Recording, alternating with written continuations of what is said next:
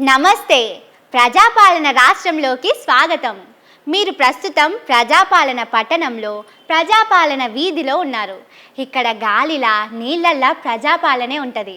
ఇక్కడి ప్రజల గుండెలు లబ్డబ్ లబ్డబ్ అని కాకుండా ప్రజాపాలన అని కొట్టుకుంటాయి.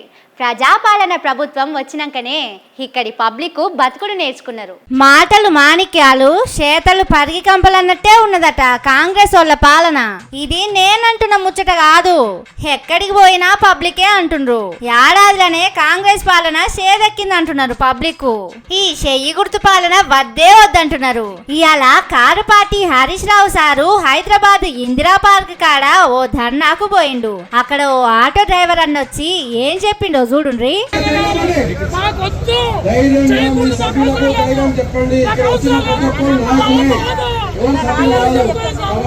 ఒక్క హైదరాబాద్ లోనే కాదు, ఏ ఊరికి పోయినా ఇదే కతున్నది. మొన్న వరంగల్ కాడ కూడా ఓ ఆటో డ్రైవర్ అన్న ఇదే మాట చెప్పిండు. పిల్లలు దీని మీద కొంత గొప్ప 500-600 వచ్చాయి. ఇప్పుడు ఏమైంది, 200 కూడా దొరకడం మహా కష్టమైంది. ఈ సంవత్సరాల పాలన నువ్వు చేసింది ఏంటి, నువ్వు పీకింది ఏంటి, నువ్వు చేయబోయేది మహాలక్ష్మి పథకం అన్నావు, ఏది ఎక్కడ పోయింది? ఇప్పుడు పెళ్లి చేస్తే ఆగకూడదు మంగళవారం అది ఎక్కడ పోయింది? గ్యాస్ అన్నావు అది ఎక్కడ పోయింది? ఇప్పుడు నేను ఎస్సీ, నేను మాదిగోడిని, నాకు కరెంటు బిల్లు ఇస్తున్నావు అది ఎక్కడ పోయింది? ఇవన్నీ ఏం పథకాలు ఏం కాదా?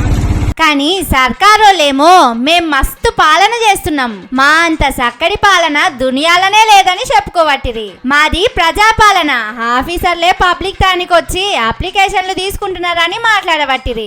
ఓట్ల ముంగట చెప్పిని అన్ని చేసినాం, చెప్పని కూడా చేసినామని చెప్పుకోవట్టిరి. మరి కాంగ్రెస్ వాళ్ళు అంత మంచిగా పాలన చేస్తా అంటే పబ్లిక్ ఎందుకు ఇంతగానం తిడతారు చెప్పుండ్రి?